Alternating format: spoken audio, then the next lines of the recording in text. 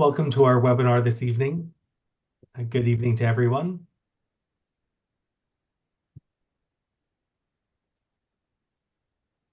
So our webinar tonight is on dinner table syndrome. And we're going to pull up a PowerPoint and do some introductions and then move through our plan this evening. So please bring up that PowerPoint for me.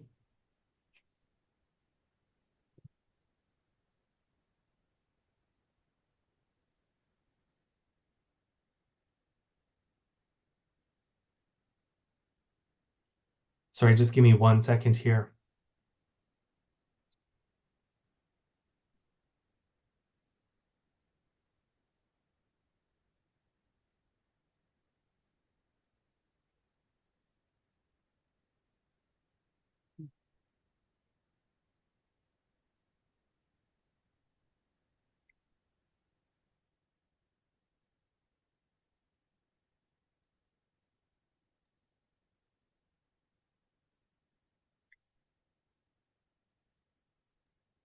Okay, sorry, I'm going to share the PowerPoint here. Sorry, I had misunderstood. I thought someone else was going to share my PowerPoint for me.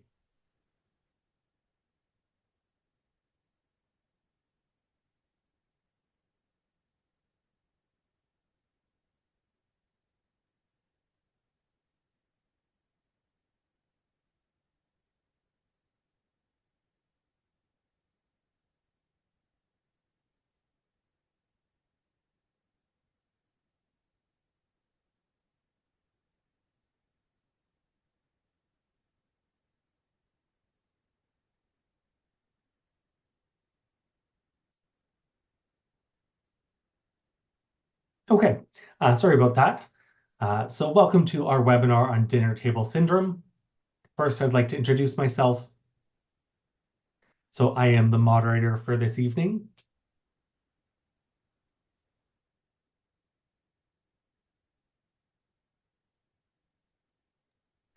So you can see me there on the slide.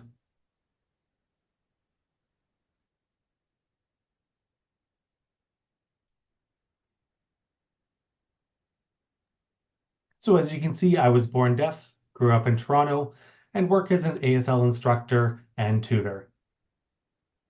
And I do that through a number of agencies, colleges, and also on a freelance basis.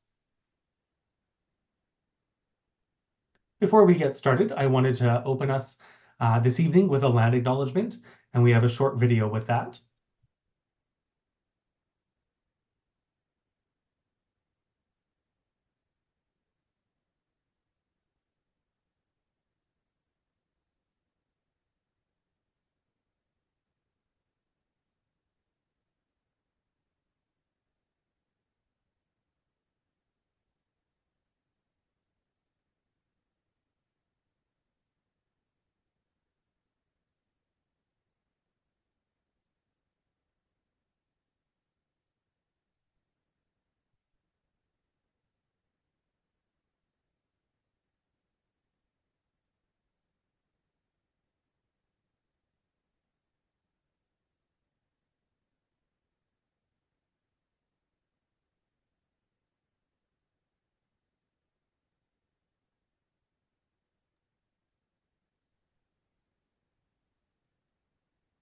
All right, so this is a collaboration between Saskatchewan Deaf and Hard of Hearing Services and Deaf Children's Society of BC, Language for Life, and then additionally with Silent Voices.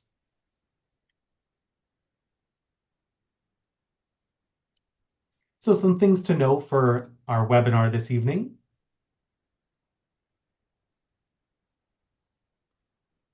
Oh, I'm seeing my PowerPoint is frozen here.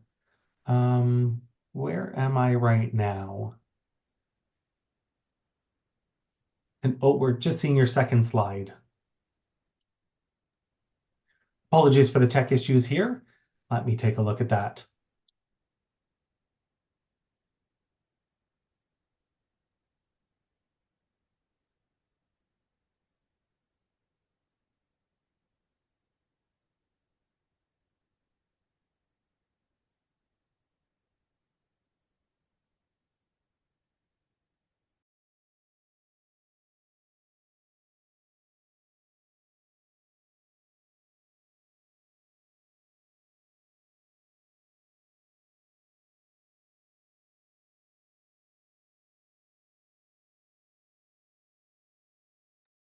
Okay, my apologies. Here we go.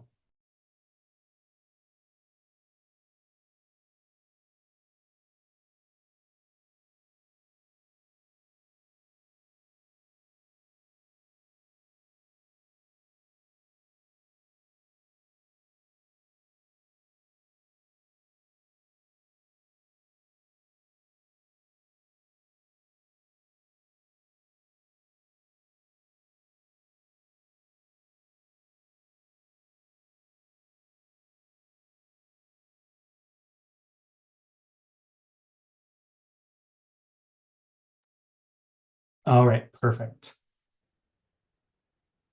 So our collaboration. So this is a collaboration between the Saskatchewan Deaf and Hard of Hearing Services,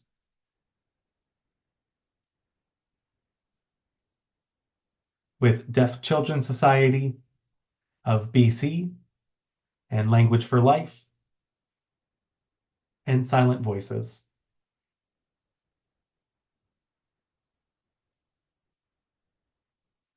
Some things to know for our evening, as you can see in the slide. The webinar tonight is being recorded.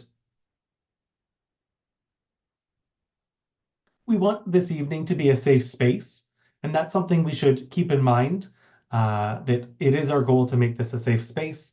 We're here to respect each other and share ideas. We're going to do an introduction to dinner table syndrome. And we also have 4 deaf panelists who are joining us this evening, and we'll introduce them a little bit later on.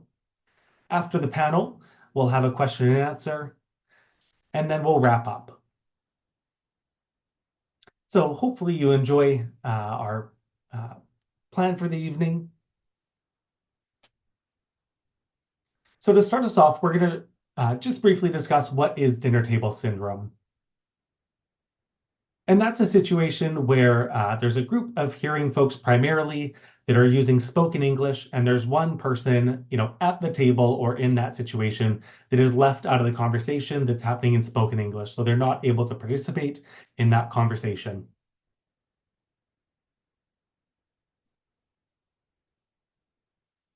And whether it's at the dinner table or in a group, sometimes it can happen without those folks realizing that the deaf person is being excluded and is not able to participate in that conversation fully. So it can go without being recognized. And though it might not be recognized, it can still be very challenging, and conversation might not just flow easily. So we have our panelists here tonight to talk about their experience and to shed some light on this. So we have our deaf panelists. We'll introduce them here. As you can see on the slide, we will have 4 panelists. Vanu is our first panelist. This is Vanu's name sign. Vanu is originally from India and moved to Canada and lives in British Columbia. And you can see some additional information about Vanu on the slide. Next, Ashley. A brief introduction there about Ashley on the slide. She's grown up deaf in Saskatoon, Saskatchewan, and she works at Saskatchewan Deaf and Hard of Hearing Services as a CCC in a preschool as an educational assistant. Alicia is originally from Africa and has moved to Canada to study and intends to become a doctor. Yes, currently in high school, grade 12. And this is Alicia's name sign. And she moved from Nigeria. I'm not sure, I think that's a sign for Nigeria. So she moved here from Nigeria in 2017. She loves dancing and wants to become a photographer. And now she's in grade 12.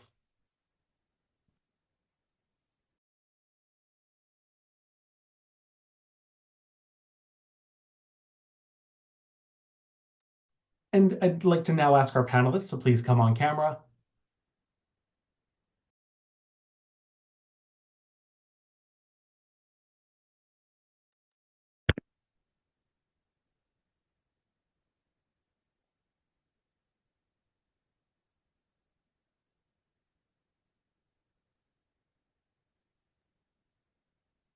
Just saying which interpreter should be spotlighted, and it'll be both of us.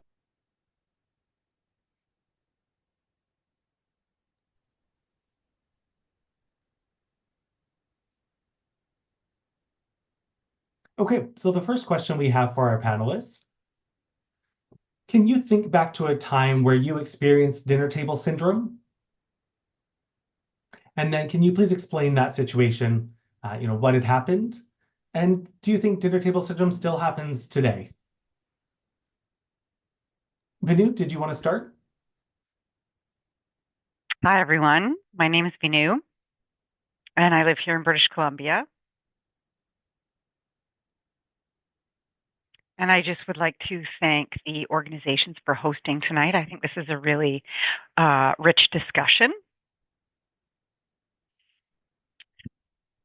I remember experiencing dinner table syndrome for sure.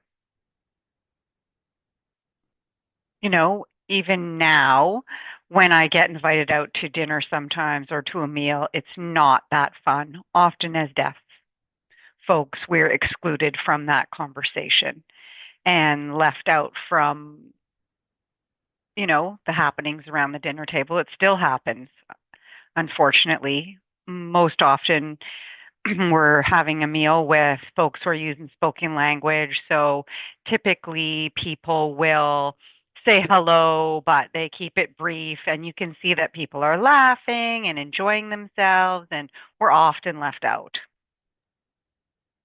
Thank you, Vinu. I appreciate that. Ashley, same question for you.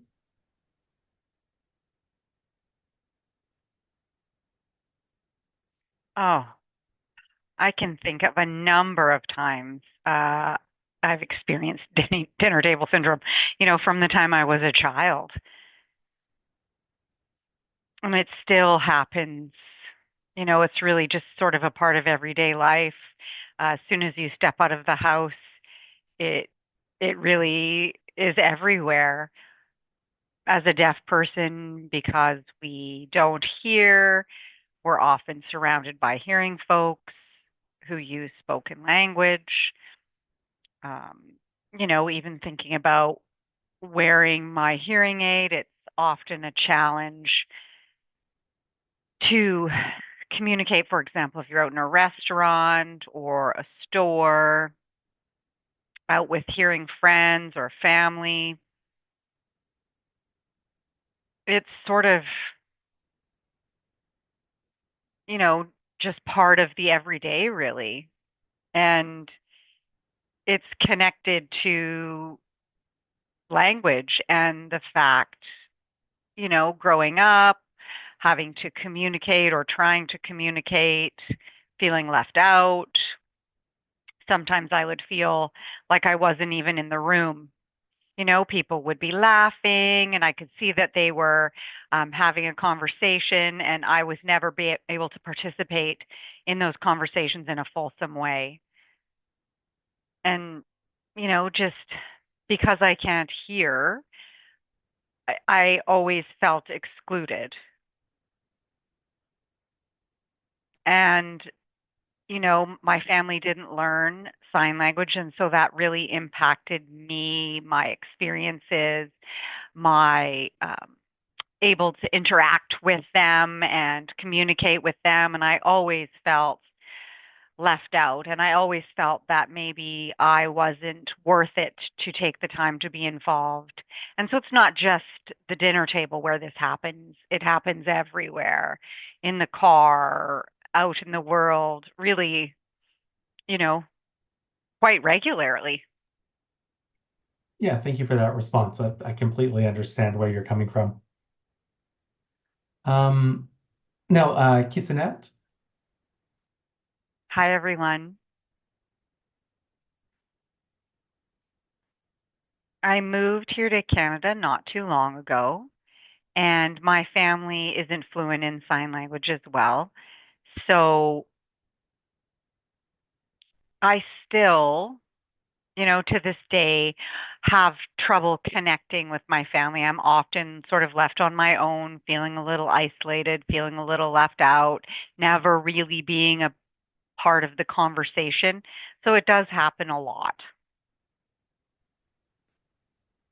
Yeah, thanks for that response. Alicia, you next.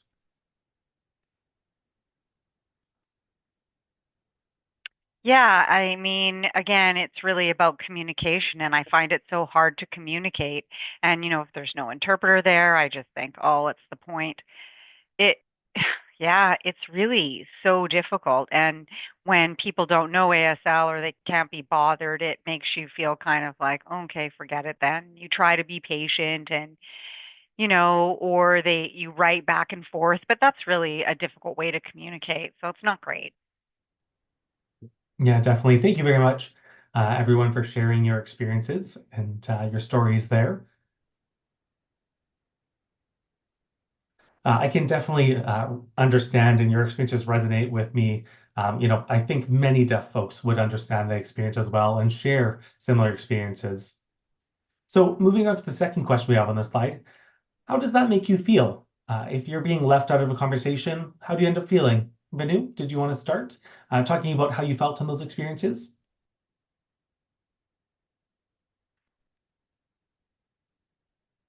Well, I've been really looking forward to tonight.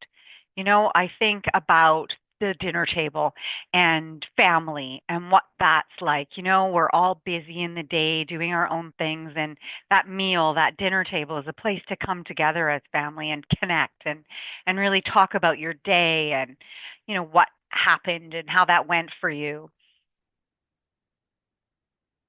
And I really realize at that table when folks are using spoken language and you have your deaf child left out. And I think about my experience in India growing up with my parents and my siblings, and they were talking about their day, and I could see by their facial expressions that, something must have happened. And they would, I'd ask them what was going on, and I just felt so left out. And, or they'd say, oh, it's nothing, oh, it's nothing. And it used to make me feel so terrible. Um, I just felt like I was the only deaf person in the world, really, that I was going to just have a terrible life because all of these hearing people had this privilege that I didn't have, and they seemed to have all of this information and access and just an abundance of it. And I never had any of that. And so I think about the dinner table, just how much you don't get all that information that you're missing out on and how left behind you feel and how you miss out on all of that information and how it's so important. And so I used to sort of think of it as a business transaction almost. I would just come to the table, eat my meal, and leave.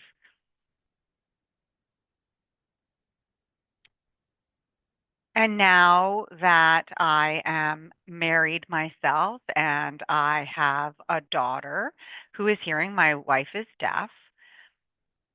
And so we just have one child. And so our child is fluent in sign language. And I think about my daughter and I think about how she could be left out of that conversation because my wife and I are chatting. And I often think to myself, oh, okay, we have to think about her and how that impacts her. And, you know, I thought about how things happened with my parents at the dinner table. And I want to really make sure that that doesn't impact my daughter in the same way. And so my wife and I really slow down the conversation we're having. We make sure that she can understand and keep up with what we're talking about and that she feels it's really about attitude, that she feels that she is part of our conversation, that she is part of this fulsome uh discussion that we're having and that she's able to have access to all that information. So we make sure that she can understand us. And I remember when my mom came from India to visit, and she joined us at the dinner table, and she felt left out as a hearing person at our dinner table because she didn't speak spoken English. And so the languages at the table were in sign language or spoken English. And it was a real challenge for me to try to figure out how to include my mother in that conversation so I could have that conversation in sign language and then sort of translate for my mother. And it was a real exercise in patience for myself. And I realized what that was like. And I was sort of the interpreter in the middle. And then I really thought a lot about my childhood and growing up. And I really gained a different perspective on what that was like and thinking about, again, my own growing up and what that was like for my family and for me. Interesting to think of the different dynamics at a dinner table and, how dinner table syndrome could impact various people and, bridging the communication gaps at a dinner table. Really interesting there. That's a really good point. Thank you so much for sharing that. We'll go on, Ashley, next.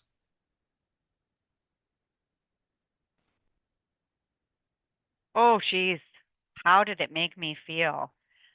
It made me feel like I wasn't worth it. It made me feel frustrated. Uh, I didn't have the language to express myself growing up. And so I always sort of held on to those feelings. And, I always felt like the communication was so surface level. And I felt traumatized by the experience. Not being able to be included is very difficult. To confront barriers daily is awful. It was an awful experience for me, to be honest. I always felt less than. I would try my very best to engage, and I just more often ended up feeling uh, quite horrible, to be honest. Yeah, I totally get that. It's not a good feeling. Definitely. Thank you very much for sharing. Kisanet, do you want to add to the second question there? Well, thinking about the dinner table and you see people laughing and joking, and I've certainly had experiences when I'm at a deaf table when I experience that camaraderie and that inclusion. But when I'm around spoken language and I'm the only deaf person there, I often feel dismissed. I miss pieces of the conversation. I can't keep up. I miss that connection with people, and I feel very frustrated and I feel very impacted by that. It, quite regularly I have that experience. Yeah, definitely that feeling of frustration. Yeah, thank you very much. And Alicia, did you want to talk about how you feel in these situations? Well, when I think about family dinners and I'm eating my dinner, trying to figure out or follow along, I tend to just eat my dinner and leave. I go wash the dishes or go to my room or play on my phone or do something else. And then, you know, I don't often get asked even sort of how I feel or get included in that conversation. And I see people making those connections, and it's hurtful. It makes me feel very upset. Yeah, a little bit boring at the table and feeling upset for sure. I think most deaf people have been through those experiences of feeling upset and left out, not feeling valued, feeling worthless, being in a conversation, but no one's asking us, how our day was. I definitely understand those feelings and that whole experience. Thank you very much for sharing that. We'll now move on. We'll move on to the third question here. Does dinner table syndrome only happen at the dinner table? What do you think? Vanu, we'll go to you first.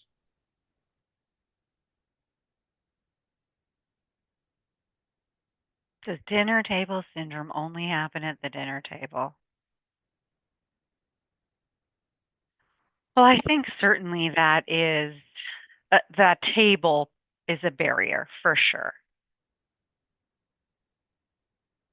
But I think that it really happens in lots of places. It happens in your family room when you're watching the TV or the news and somebody's talking or they're on the phone or they're talking about the show on TV. You miss all of that incidental learning. You miss all of those sort of side discussions, all of those comments.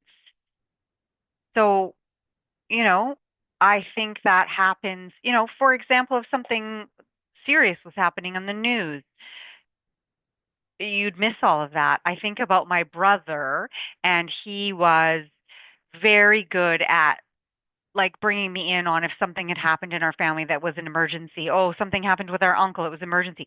He would make sure, hey, guess what? This is what happened. And then my brother would tell me, but I would always hear it last. And just thinking about my parents talking about something, my brother would listen to that conversation, and then he would let me know what happened. And I was always the last to know, like, what? And then, my brother was always my interpreter. And, he was done when he was done. And so it was challenging for me for sure. Another example of this occurring is in the car. I would look out the window and watch the world go by when we were in the car.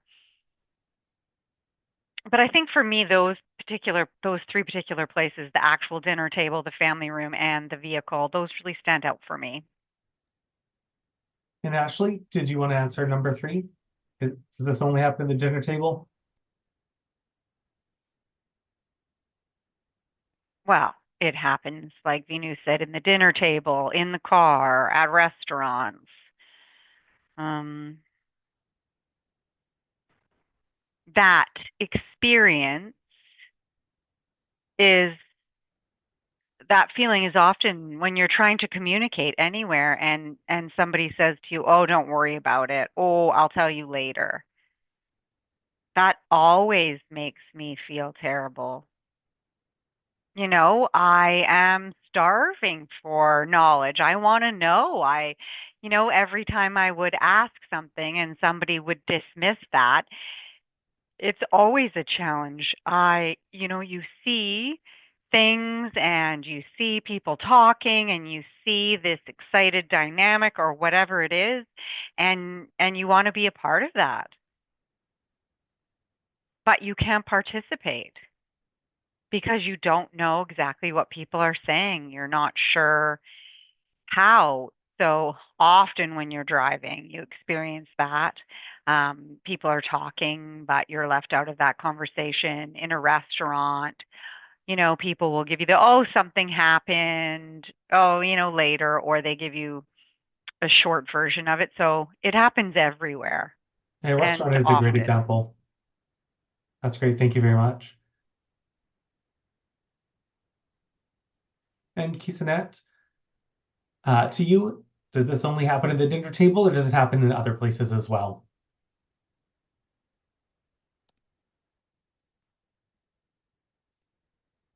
Well, it happens in many places. I have an example about a birthday party. It was my birthday party. I was very excited. I was thinking about how much fun it was going to be. And then I remember my mom uh, had invited some kids over, and my mom's friend had come over. And I was asking, you know, she was asking who some of the people were. And it was just so awkward to try to communicate.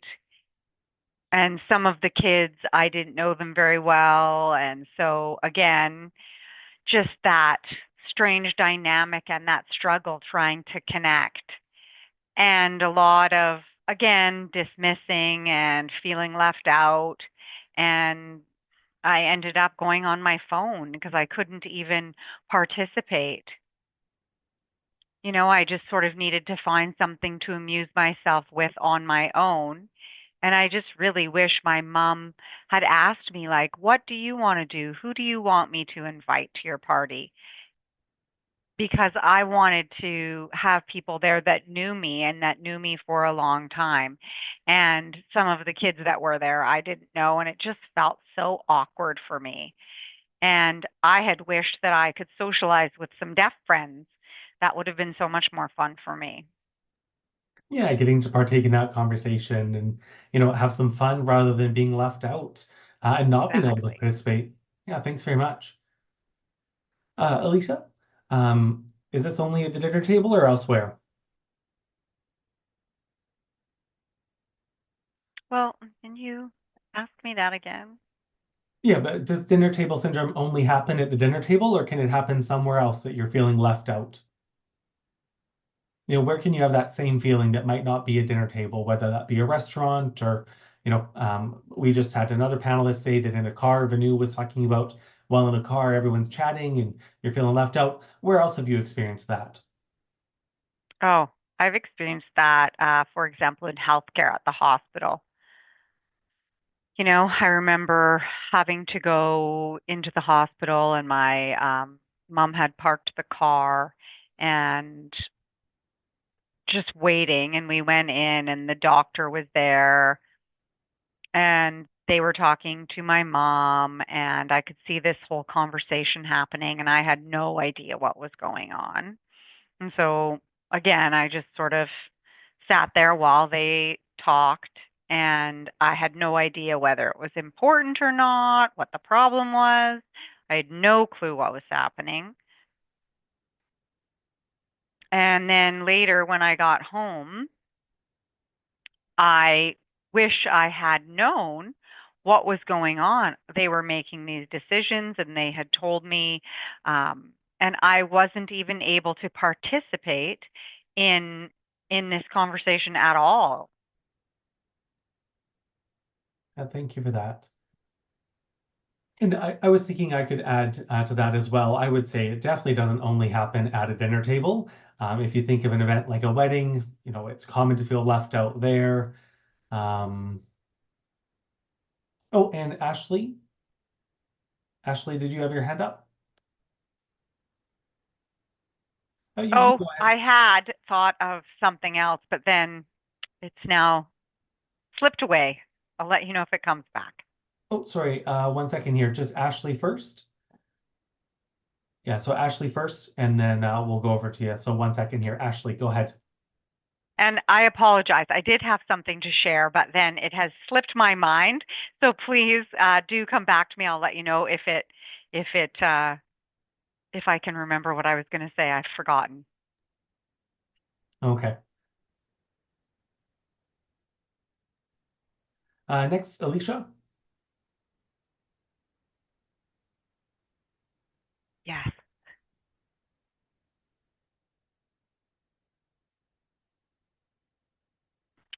Let me collect my thoughts.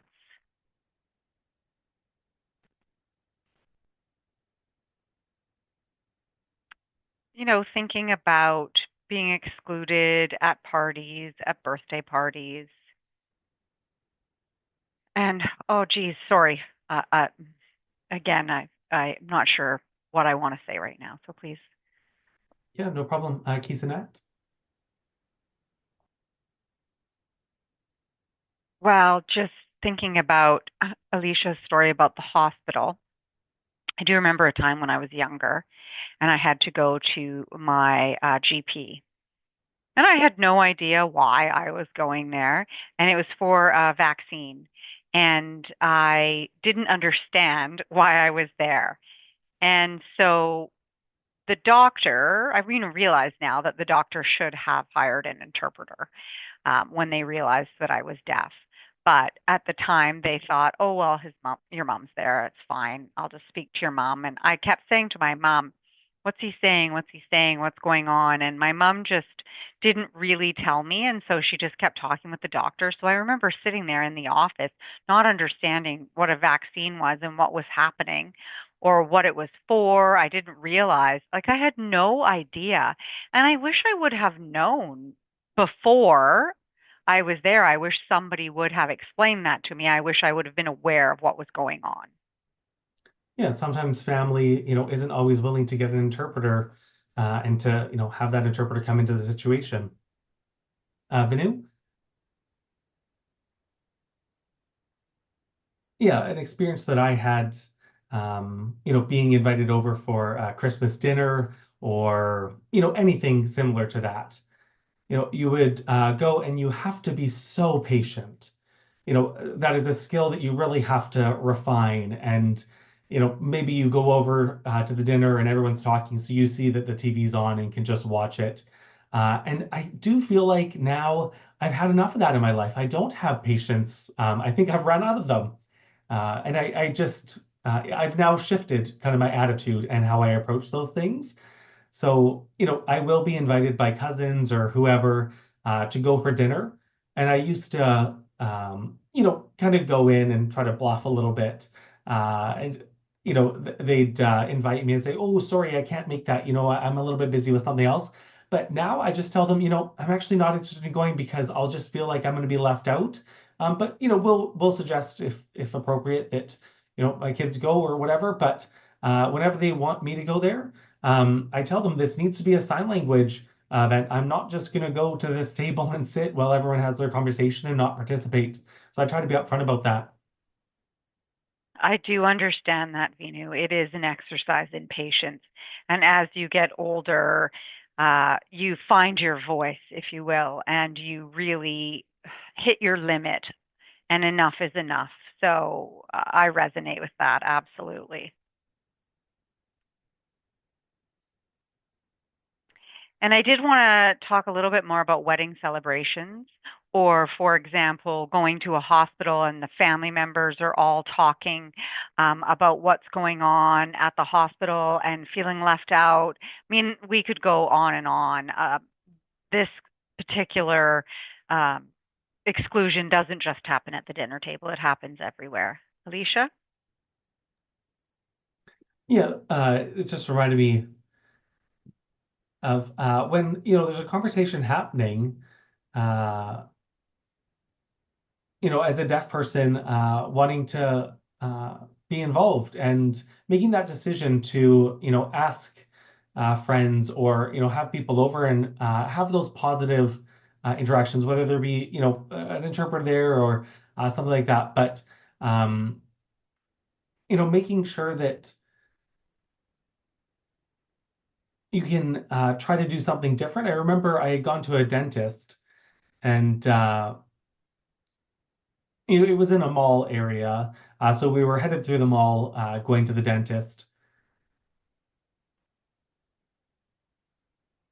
And there was a form to be filled out, and I was given that. So I was also messaging back and forth, uh, or trying to message back and forth to kind of get clarity on what was going on.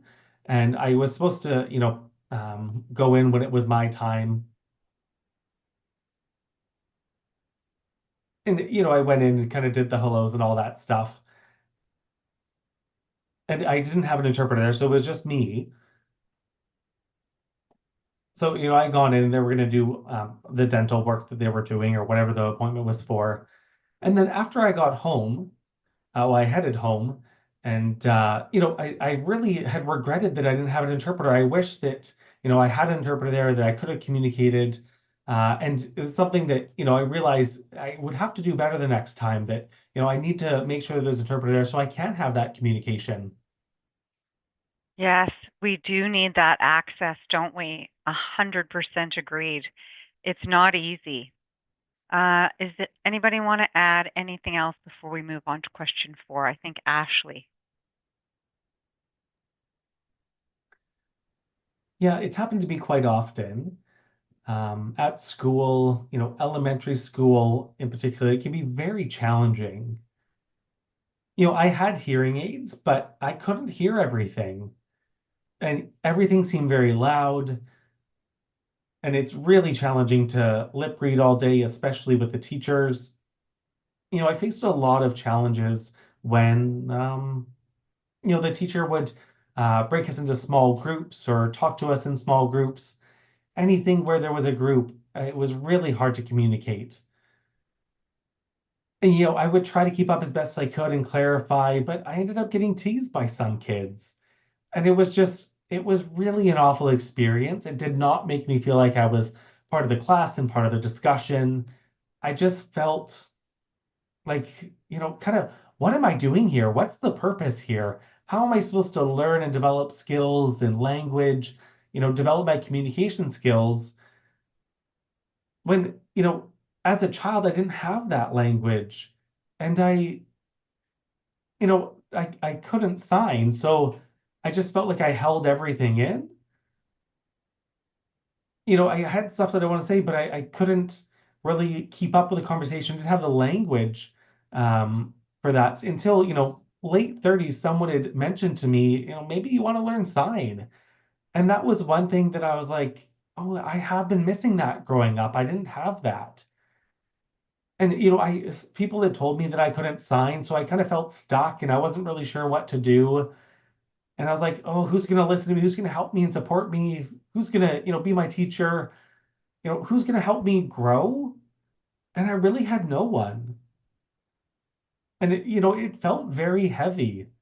And it was that kind of a situation that, again, when I started learning ASL, it was really an impactful experience on me. And, when I started to sign and I was like, oh, I can do this, and people would listen to me. And I realized that, as I became older, that conversation and that communication was a must. You know, it's so important to communicate with your deaf and hard of hearing kid in any situation, in every situation, and make sure that they feel like, it's worth them being involved and, that they're in the same world. Often, we feel like we're in a bit of a different world. We have our own language, our own communication, or sometimes, no language and communication. And it's not fun. It's not enjoyable by any means. My thoughts would be, please, help them to grow, and your kids worth making sure that they're involved. Isn't it? Yeah, it makes me think of talking about school during COVID. I really had to figure out how to advocate for myself. At school, there was different issues or things that would happen. I realized I had to navigate, and I started to share with my family about how I felt. But, I realized I didn't have enough sign for us to communicate, and I was feeling really frustrated. And I wasn't able to communicate with my family. I feel like folks weren't really, they were just kind of getting by and not doing what they're supposed to do. And I went to a Silent Voices event, and there was an interpreter there, and people that I could share language with. And my mom finally understood it. And I think it took quite a while, but I think at that point she finally understood it. So then we went into the school, and I was able to share some of how I was feeling and what had been going on. And that's something that has to be an ongoing process. Absolutely. I think that's great. I really appreciate you sharing that. It's definitely important to have access to services. Oh, pardon me. I jumped ahead. My apologies. And just remembering, it's not just deaf and hard of hearing people who experience dinner table syndrome, it's also the deafblind folks as well. Sometimes families will balk at bringing an interpreter into a family event because they feel that it's for families and it feels awkward to bring in a stranger, although that can be very beneficial. So, on to question 4. What would you suggest families and educators do to include deaf, hard of hearing, and deaf blind individuals? Binu? Yeah, I would suggest you really have to overcome those attitudinal barriers. And it's not a one-way thing. You can't say, oh, it's their problem or whatever. We all have to, we all have to participate. And us saying, oh, it's the hearing folks that are making me feel left out and not included. For myself, I now with my family realize that I have done some of that. My hearing kid has felt left out, and we need to realize, what it's being done to us and when we're also doing it to other folks. And realize the attitude that goes along with that. It brings me back to when my mom was here visiting.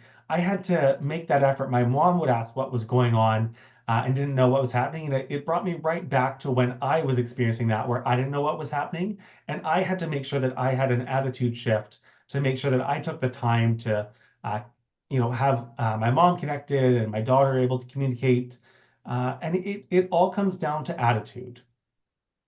And when you have that right attitude, the one to want to break down barriers and include people, um, that's what makes the difference. And it's important to remember that, the deaf person, can't learn how to speak or can't learn how to hear, whereas the hearing folks in this situation can learn how to sign. They have the ability to learn ASL. And it's simple as that, I think. Start learning some sign. There's so many resources now online, YouTube, wherever you can find them that has resources for learning ASL.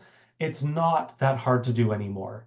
The resources are out there, so I would encourage people, the hearing people, to learn how to sign, to then enhance the inclusion of the deaf folks that are in that interaction, and it'll reduce the number of miscommunications and misunderstandings. It'll also ensure that the deaf person's not isolated in the situation.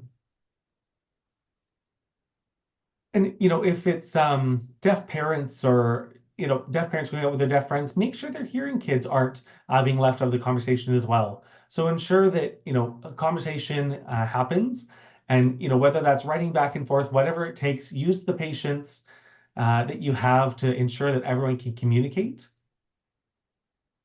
And I know one thing that happens far too often with deaf people is leaving out deaf-blind individuals. As deaf folks, we can get to chatting and we realize we have not included the deaf-blind individuals. And again, that comes back to attitude. Deaf people will blame the hearing people for leaving us out, but we also need to look at the things that we're doing that could be leaving other people out. And for me, I think about deaf-blind individuals. So that's something that I need to be aware of as well, that I'm being as inclusive and accessible in my communication as well, and that we're valuing everyone being a part of that communication. I think that you nailed it. I think that self-reflection is so important. And I think that we have to continue to reflect on our attitudes and who's being left out of the conversation. Ashley? Yeah, again, I would just emphasize, um, you know, have a good conversation with any deaf, hard of hearing, or deaf-blind um, individual. The family really needs to learn ASL. They need to, make it a game, make it a story, any kind of short sentence, maybe 10 minutes of time that is about learning ASL with a deaf, hard of hearing, or deaf-blind person. Just, sit with them at the table, anywhere really. It doesn't have to be the table, but, make it fun.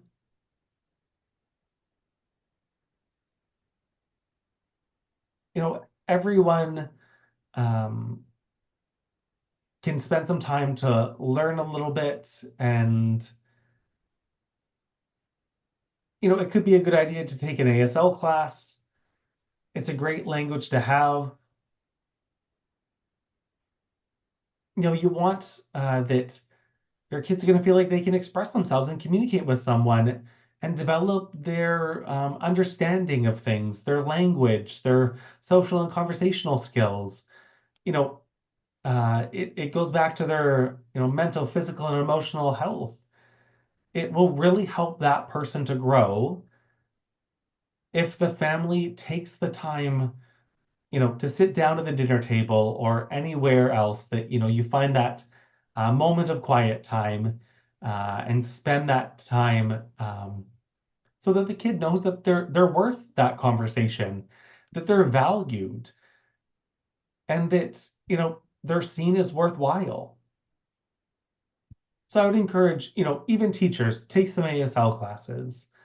If you're in a special ed kind of environment, take some ASL classes, find a way that, if it's a family, if you know someone who's deaf, deaf-blind, maybe they have the ability to do some social supports or do some conversation support. It doesn't have to just be one person. It doesn't have to be that one person who we all communicate with. I think often it's moms that we talk with, and you know, uh, just having that good eye contact. Um, having that eye contact so that the child knows that you're open to communicating with them. It'll do wonders for their physical and mental and emotional health. Um, Language is so key to all of those things developing. So I think that's what I would say. And their mental health, their self-esteem, their confidence. I mean, all of those things are tied together, and you're absolutely correct. Language is the key, isn't it? Yeah, I think, deaf, hard of hearing, deaf, blind. If it's a kid, I would just suggest that, parents get in touch with whatever organization might be, Silent Voices or other organizations, that are co-hosting tonight or, are local to get the services needed and ensure that there's that communication and that deaf, hard of hearing, and deaf, blind kids are not being excluded.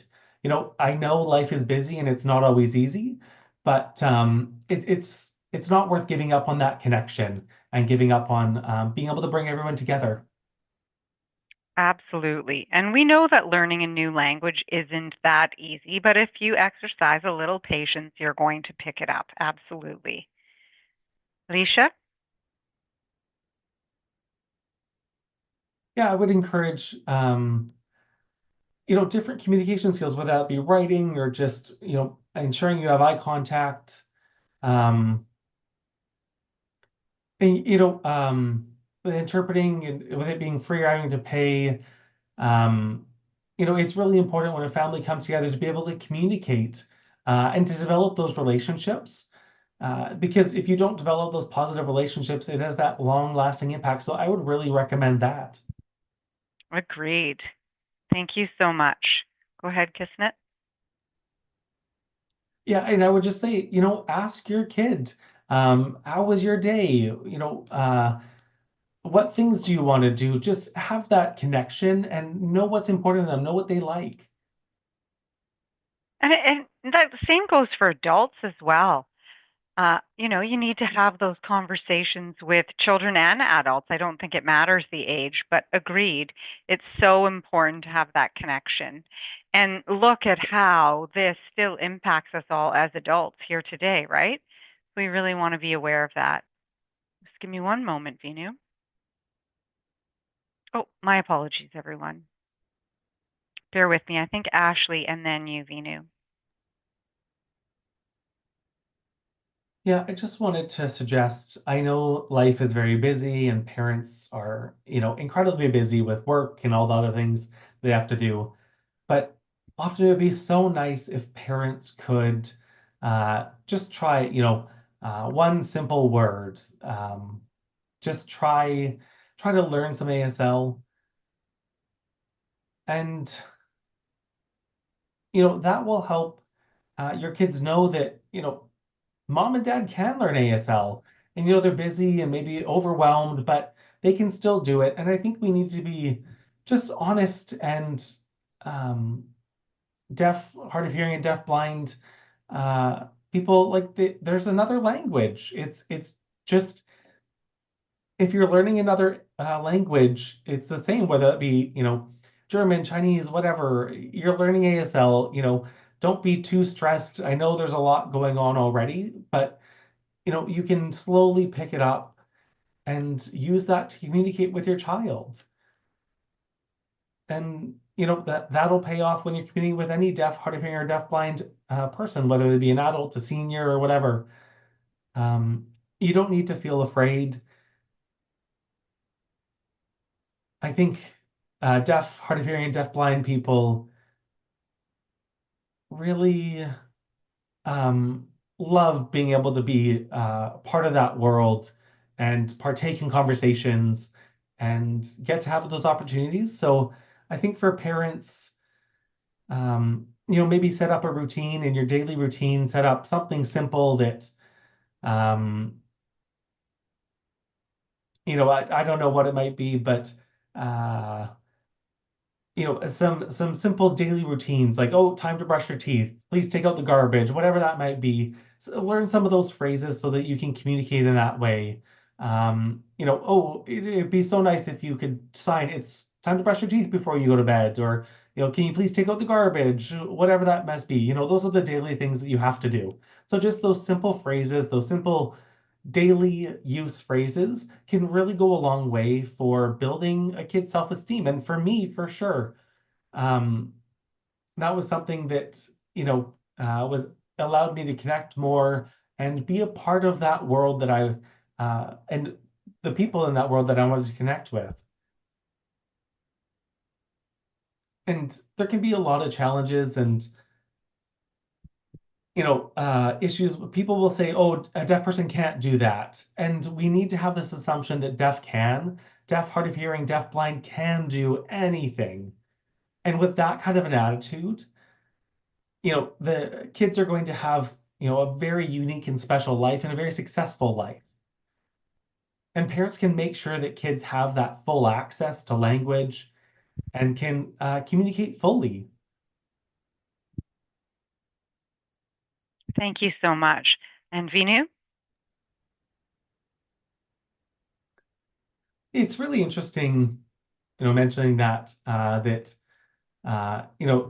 hearing people learning sign language and how they can quickly learn sign. Um, I don't know what maybe a way you can learn sign quickly. I know that if you're looking to date someone and you meet someone, it can be a real motivator to learn sign language. That kind of exposure and that intent and desire to learn ASL.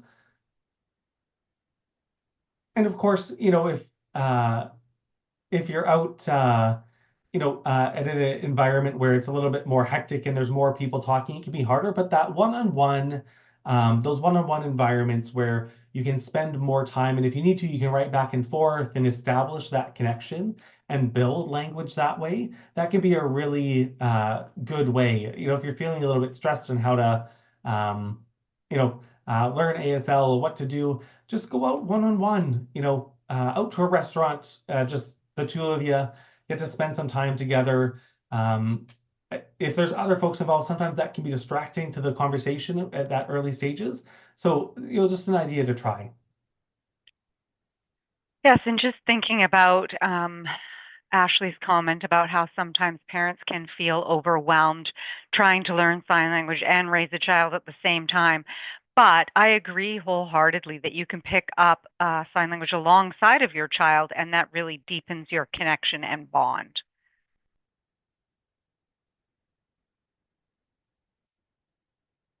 And so now we have an opportunity for some questions from the audience. Do we have any questions? If you have a question, please raise your hand.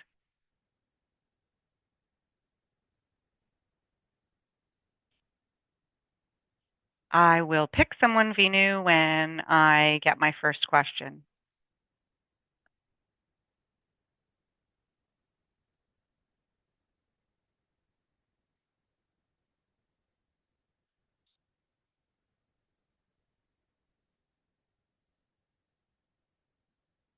Oh, I just had asked for the interpreter if anyone on the panel has any questions.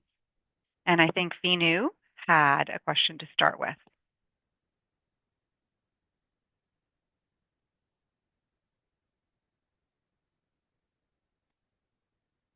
So my question would be, I know folks are very busy and that learning sign language can be difficult, but you can also communicate by writing back and forth.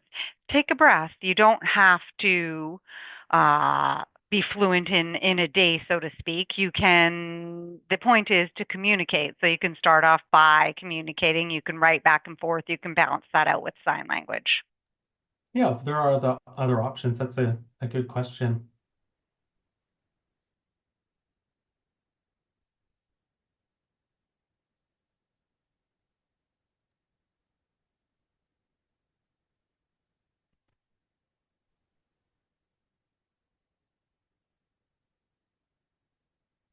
So Tony had a great question in the chat.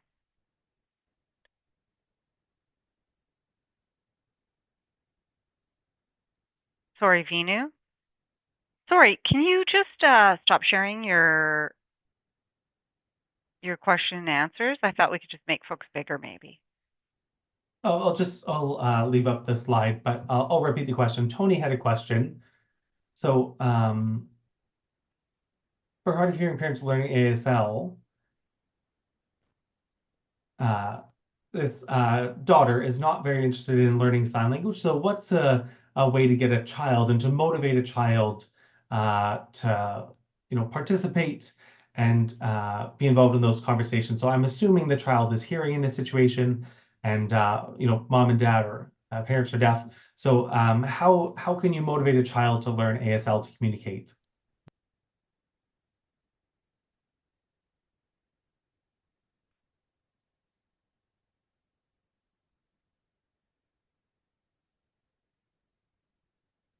Well, I suggest that you could find a deaf child the same age as your hearing child, and they can play together. And I think that's a good motivator to develop some sign language skills in your child. Yeah, that's a great response. Vinu?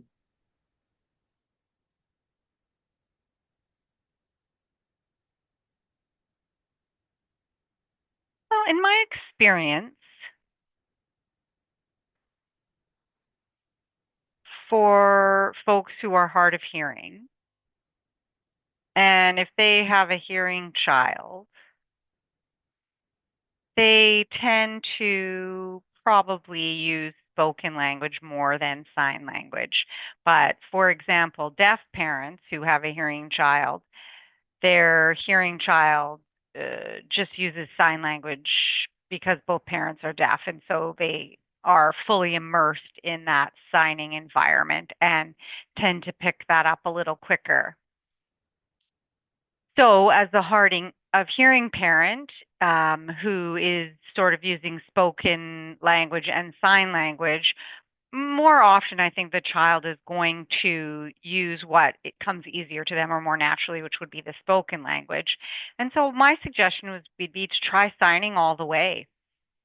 If you notice that they're having trouble keeping up or understanding something, you can sort of give them some things to motivate, maybe sign a little slower. You can have your deaf and hard of hearing friends come around. People will exercise a lot of patience with kids and making sure that they're picking up the language. That would be one suggestion I have. Yeah, that's one tip. Having a hearing kid and a deaf kid get to spend some time together, socialize. Renew, as you said here, using ASL only, not using your voice. Another option would be connecting to a deaf agency. Maybe they have a program, maybe a program for codas.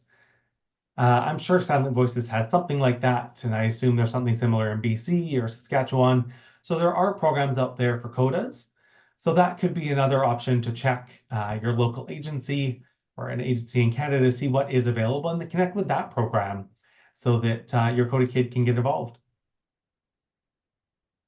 And Vinu, sorry, you wanted to respond? And I also would encourage you to take those hearing kids to deaf events where they see other people using sign language, where they're able to be in that immersive environment.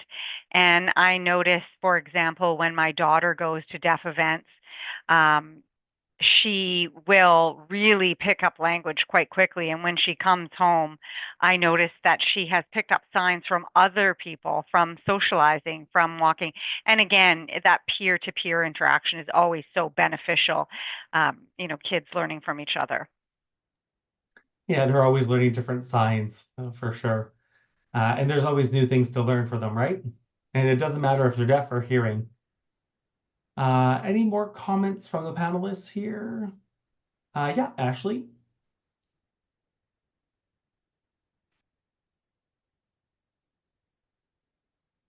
Oh, my apologies. I strongly encourage uh, socialization.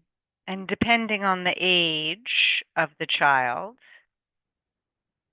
you can, very explicitly explain that you're deaf and that you need sign language. And I think that having those, um, you know, direct conversations with children can be challenging for sure, but it encourages that bond. And it really encourages the child to sign or, not use their voice more often. And when they socialize with other deaf folks, it definitely can help that child realize, oh, my parents are hard of hearing or deaf and they can't hear me when I talk. And they see that real world experience and they look, it has a different impact, I think, and they learn a little bit more. And, just the idea that they're now bilingual and that they know two languages and how cool is that? And that, making sure that that has a positive spin for them. And I think that it can be a really good experience and help that child then understand that their parents are deaf and that they need um, access to that sign language. And not only am I helping them, but they're helping me. And I think that's really important for them to understand. Yeah, definitely. Thank you very much. We'll just move on to the next question here. Vanu? Vanu, Did go you want me ahead. to wait or? I was going to answer a question. I'm not sure if we're going on to a new question or not. Maybe let me just introduce the question first. So Megan's question in the chat. Are there any strategies or tips that can be offered for parents who uh, there is going to be a big family gathering of hearing folks that they'll be attending? Is there anything they can do to prepare in advance of that visit and spending time with family or friends who don't know ASL? And how can they kind of help in that situation to support the deaf or hard of hearing, deaf blind child during that event? Vanu, go ahead. Well, I can certainly provide my perspective.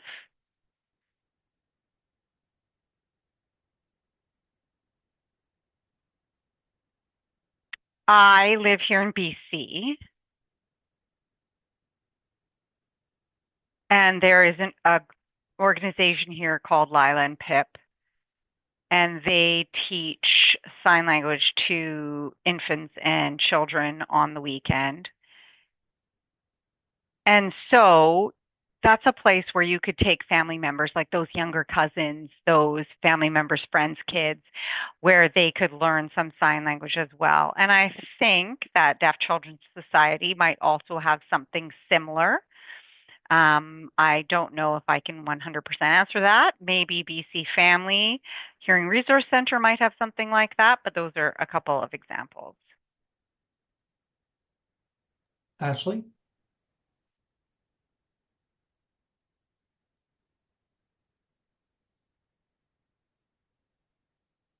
I think you can get in touch with other deaf folks, organizations. Sometimes they make visual cards with games, or you can explain to your family, we're going to play a visual game, or we're going to use these cards. Maybe there's a sign and a word, and you can make it into a fun game for everybody to learn a few signs. For thinking about Christmas, for example, maybe you do teach your family a couple signs like love and Christmas tree and, just simple things like that. Make a game out of it. And that would help uh, encourage that eye contact between folks. Um, the host family can then, um, you know, make sure that people are being as visual as possible, that they're feeling involved. Maybe there's some videos, or you can create some kind of a game, but just some way so that the kids feel involved, so that people are connecting. It doesn't have to be huge, just, maybe a couple of signs, just some way that people are connecting. Yeah, thanks very much. Uh, Kissinet, did you have something to add? Well, just thinking about your deaf or deaf-blind or hard of hearing folks, thinking about a family Christmas event, um, just ahead of time, thinking about maybe they can learn a couple of basic signs. So when that deaf person arrives to the party, that all of those folks going to the party ahead of time have learned a couple of signs. And that really makes that person feel included in part of the group. They don't have to be fluent. You could always hire an interpreter that could come and help socialize with that deaf person as well. Yeah, thank you. And then let me just see here. And yeah, you could split the cost of the interpreter for sure.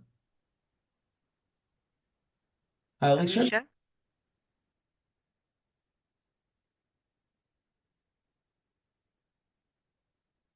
And just, I think you could look at YouTube, you could, find a resource that could help you learn a few signs, that could help you communicate with that deaf person so that you're able to make that connection with them. I think that's so much better. Yeah, thanks. One idea that I have, or a couple things that I could add, a few tips. So I'm from Ontario, and Silent Voices has a program that's called the Family Communication Program. And they bring in a deaf person to go into the home and to, teach them sign and to prepare for those events. So that's one example and one thing you could use. There is, I'm sure other agencies as well have similar programs to that. I'm from Ontario, so I know the programs out here. Okay.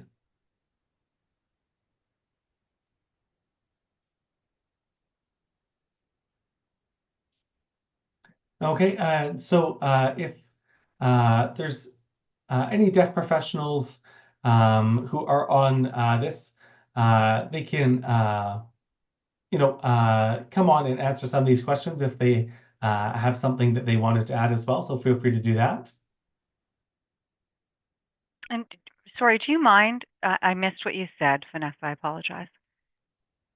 Yeah, I was just saying that, deaf professionals would be welcome to come on and chime in on this conversation as well.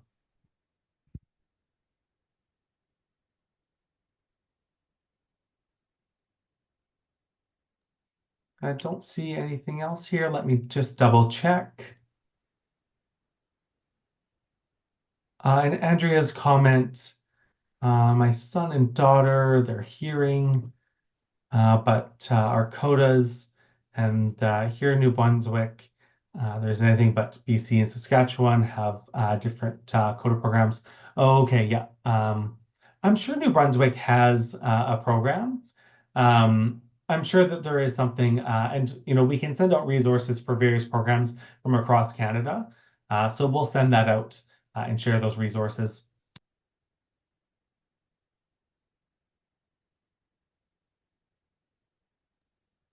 Okay, and I see Teresa's in the comments there saying, yeah, get in touch.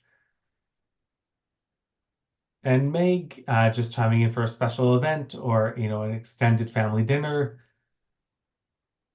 You could ask the other family and friends to, contribute $10 to help cover the cost of an interpreter for a few hours for sure.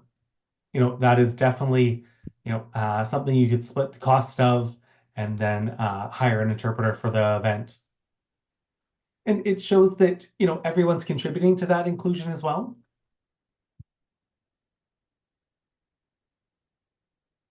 Well, to be honest, I don't love that idea. Um, I think parents need to advocate to the government. I think that the government should be paying the cost of the interpreter for those social gatherings. I think that often deaf folks are so deprived of language and opportunity, and I think we really need to come together and lobby to the government to start contributing and making it possible for us to have access that we need in order to have fulsome lives. So that's obviously a long-term solution. Um, you know, funding, advocation and funding, and getting the government's involvement, I think, is what we're looking at for a long-term solution. Yeah, I wanted to add to that as well. Some government support or funding, which already exists for medical interpreting and stuff like that. Thinking about, uh, personal events, uh, that could be financially challenging. Like, where would that funding come from? So that could be, where families cover that cost for something on their personal time for a family event. And, maybe an agency could cover some of that cost. It would really depend on the province and, the options that are available. It could really vary. So, yeah, it's a little tough. Okay. Um,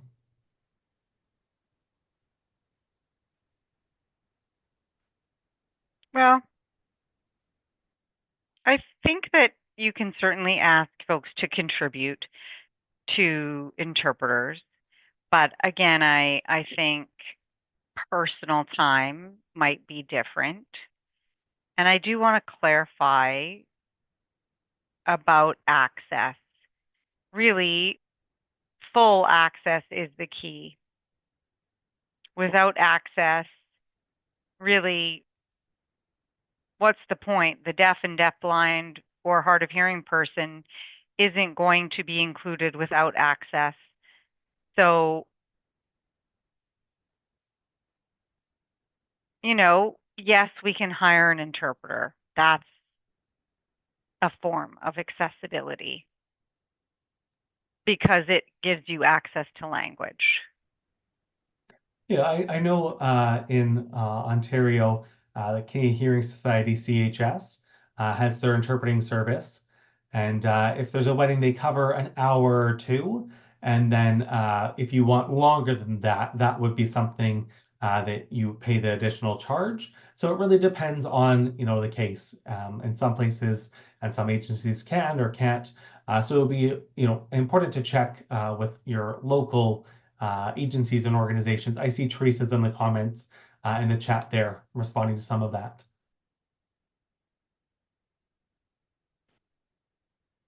Well, again, I guess connected to these personal events, and lots of folks can't afford that.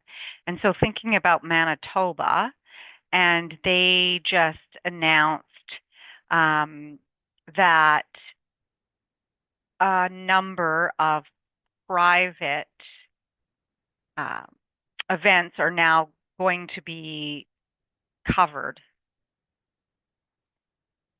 So thinking about um, family events, those are personal. Funerals, that's a very personal event, allowing access to that. So thinking about what that means, a personal event, and how long we've been advocating for access, thinking about children and thinking about how we value those, and getting maybe some of the parents who have deaf children on board, helping us fight for some of those services. We really need to advocate from birth to death. We have to remember our seniors as well. I mean, there's just so much that we need to do. Yeah, thank you for those. Any other comments before we move on? Oh, Ashley, yeah.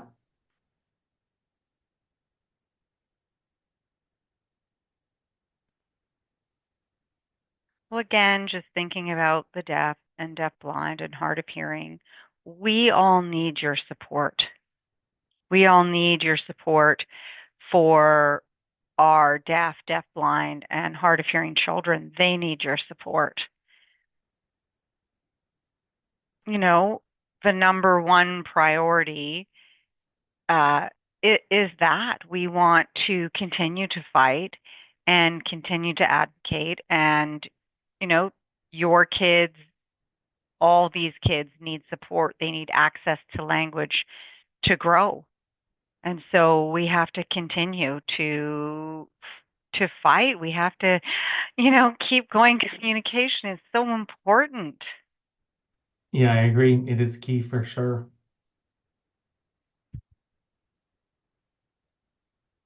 And Terry saying this webinar is great. Thank you for organizing this event. In Manitoba, we don't have the same level of service that BC or Ontario has. And this deaf person works with hard of hearing kids who are in a mainstream elementary setting, and many of them don't have families that will sign with them. Some will learn a little bit, but there's not a lot of resources and interpreters available in the community. So any suggestions of, what could be helpful with those kids that Terry works with? And then I do see there's lots of comments that have been added in the chat.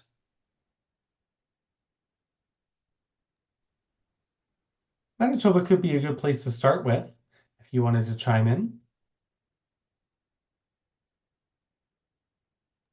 And Megan's comment is just to be aware of the energy and attention it can take to attend to everyone in a conversation, and in a setting it can be a lot of work. If you're lip reading, that's a lot of work, or in those kind of settings. So that's something to be aware of for sure. Megan also asked, are funerals considered personal time? And I think most of the time funerals are covered, but it would really depend on each particular province, what is happening there. But I'm sure most of them that's covered.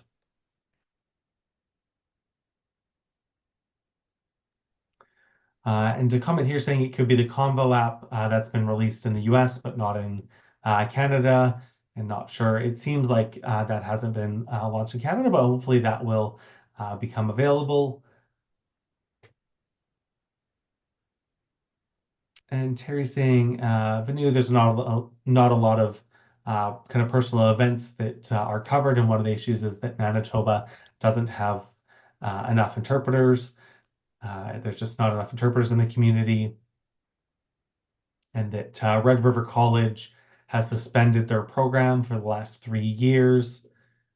So that means, the government funding isn't there, and there's no new interpreters graduating.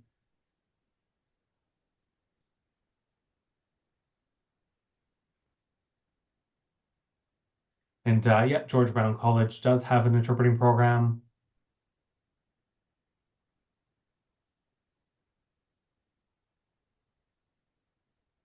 Vanu, go ahead. Oh, Ashley.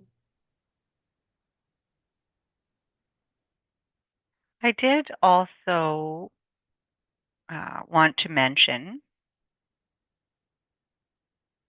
so when you're communicating with deaf or deafblind or hard of hearing children, that it's really important that you listen to their frustrations, to their emotions, that you really take the time to acknowledge their feelings. Someone mentioned about fatigue, about listening fatigue and lip reading fatigue. And, even if if you're using technology, that it is very tiring and it can be very fast. And we often need a break. We need a break to rest, to sleep. Sometimes it's very noisy. If the environment is noisy, it can be overwhelming. and you're watching that lip reading and you're trying to catch the conversation, and our eyes can become tired quickly. And so we need breaks. So if you see that a child's struggling and they seem worn out, try to offer them some sign language or some sort of visual option so that they can have a break. Ask them what you can do to help them. So at least they feel heard and seen and that their feelings are being recognized. It's so important to make that connection with them and let them know and ask them, do you need a break? I'm trying to listen to you. I'm not ignoring you. If they're behaving or crying or they're showing frustration or anger, listen to those cues, find out what the reason is behind that, maybe find another way to support them, guide them, connect with them. Yeah, thank you very much. We'll go to Vinu and then I'll make a last comment and we'll move on from there. I just have two comments.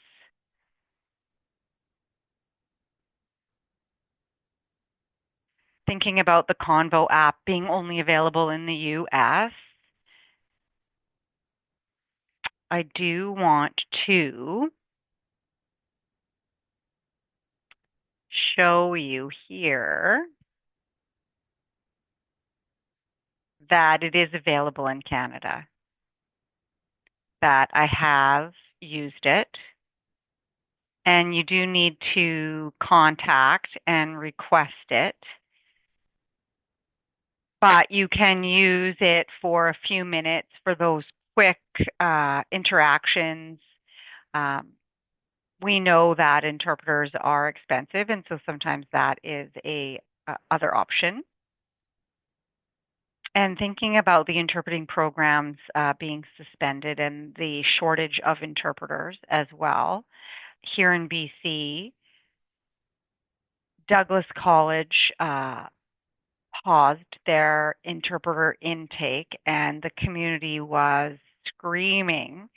And we got together and set up a committee, and we advocated for that. I was a part of that committee, and we did lobby and sit down with the government and let them know the dire circumstance that that would create to not have any more interpreters. And so it really seemed that the Accessibility Act that they had passed and then the suspension of the interpreting program were in conflict with one another. And so the government really seemed to take that into consideration. So then that interpreting program was then transferred over to Vancouver Community College, and we have continued to advocate. So my point to that would be that it's really important for the community to come together and advocate for those services. Yeah, thanks very much for that. I just wanted to add to this point as well. So for families, in my experience with my family, is I would say something and then it wouldn't change, and I feel like it's just been an ongoing cycle where I say something, it's not really taken into consideration. So I would suggest, from my experience, think about for your kids, have that open conversation and make changes as you discuss those items as well. So some things to think about as we wrap up. How can we overcome dinner table syndrome? So learning American Sign Language, all of our panelists, including myself, had mentioned that as something to consider. And to use ASL as a language in events. So how the family connect using ASL and share that experience. So that can be both, the deaf and hearing family members, bridging that communication gap. Another suggestion is to have a visually friendly environment. And things to think about when you're at a dinner table, make sure you have good lighting at the table, make sure everyone is seated in a way that they can see each other, reduce distractions, make sure that people are seated in a way that they aren't blocked, and that there's nothing on the table that may be blocking someone. So if there's a big centerpiece at a wedding, maybe move that centerpiece out of the way so that everyone at the table can see each other and there is that visual access for communication. So you want to make sure that there's nothing on the table that is blocking you from seeing everyone at the table. And that way you can see each other's faces and get those kind of expressive signals that are on the face. Another option is using technology. At the dinner table, it can be very beneficial to use technology. It can ensure that deaf and hard of hearing folks are included. You can use, speech to text transcription, the automatic transcription, so that a phone has a transcript of what people are saying. There's a lot of different apps out there now. You can also use various visual tools, like we talked about the Convo app, and there are different options out there as well that you would be able to use. Our next suggestion is to hire an interpreter.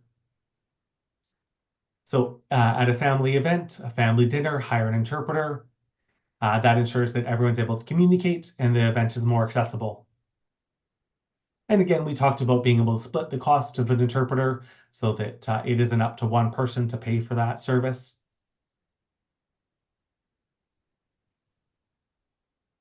Another idea, another option, is to bring a deaf friend or a deaf guest. And then they're able to, be part of that conversation. It's another person to share a culture and share a connection with, and they can offer some suggestions of how to break down barriers. And it also provides, some communication access. Instead of it being one deaf person there, there's someone else there to chat with. Playing some deaf-friendly games is also another option. Charades, Pictionary, different signing games. There's lots of options to have visual games that put everyone on the same playing field for the game.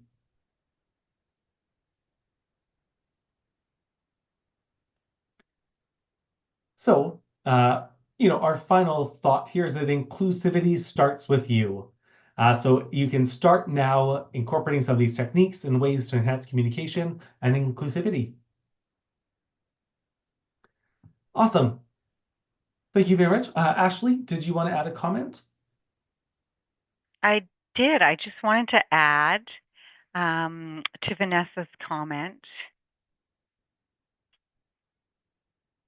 about the fact that, you speaking to your family and you tell them what you need and nothing ever changes.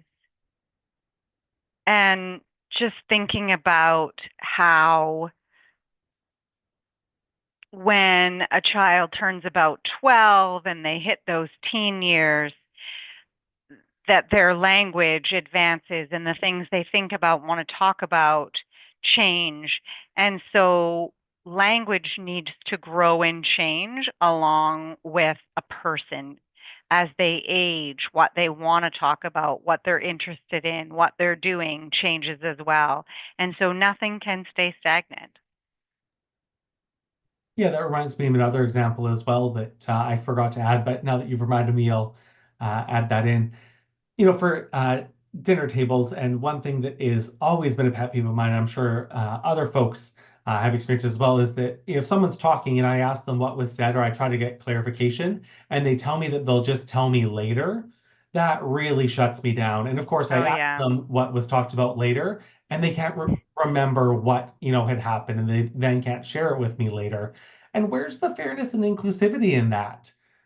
Telling someone I'll tell you later does not make them feel included. So that's something that I would really recommend is to not do that.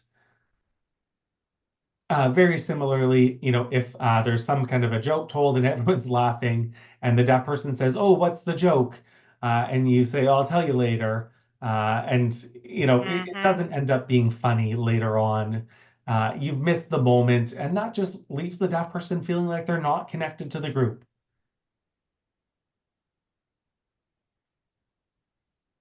So I hope you've really enjoyed the webinar tonight. And I wanted to say a big thank you to the interpreters for this evening, Lisa McCarran and also Tyler Churchman. Thank you very much to our Zoom host, Levi Traxler, and myself as your moderator. Thank you to our panelists as well, Vanu, Ashley, Elisa, and Kisanet. Thank you so much for joining us this evening. And finally, thank you so much to our audience as well. Thank you for joining us tonight. I really have enjoyed our evening and this conversation. And we'll be having our next webinar in January of 2025. So we won't be having one in December. So we will see you in the new year. So I hope you found tonight very informational and you've learned a lot. And thank you so much. Have a good night, everyone.